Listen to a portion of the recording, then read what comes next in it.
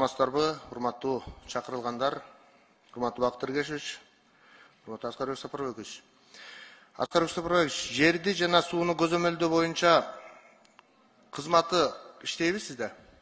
İşte bizden Сиздин карамагыңыздабы? Министрликтин карамагында.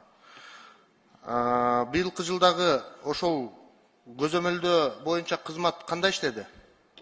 Быйылкы жылы көзөмөлдөө боюнча кызмат ошол кылган иш аракеттердин жыйынтыгында азыр эгерден мен калп айтпасам 57 миллион сомдук ар кандай тартип бузуулар, жер жана суу пайдалануудагы жүргүзүлгөн кемчиликтер, тартип бузуулардын жыйынтыгында ошол 54 миллион сомдук калп айтпасам штрафтар жазылган. Анын ичинде 19 миллион сом акча республикалык бюджеттин эсебине төгүлдү.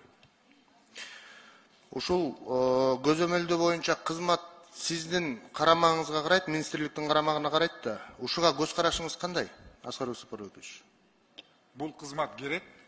Бүгүнкү күндө тилекке каршы бул кызмат мораторий указ чыккандыгына байланыштуу толук кандуу ишин алып бара албай атат да. Себеби жер пайдаланууда дагы, суу пайдаланууда дагы тилекке каршы бизде тартип бузуулар көп. Одоно тартип бузуулар да бар. Ошол одоно тартип бузууларды көзөмөлдөө боюнча кызмат аткарайын десе, министрлик сиздин алдыңызда болгон үчүн аткартпай коюу конфликт интересовдор пайда болбойбу? Жок, себеби бул жерде жер кызматы өзүнчө, жер суу көзөмөл кызматы өзүнчө. Эгерде мен түшүнүп атам, сиз эме жөнүндө айтып атасыз. Эгерде экөө чогуу болгондо конфликт интересов ошондо болмок.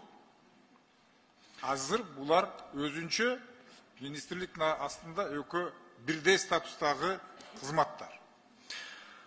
Туура, Аскарбек Сапарбекович, министрлердин бере турган жообу ушул эле, биз ушундай эле күтөбүз.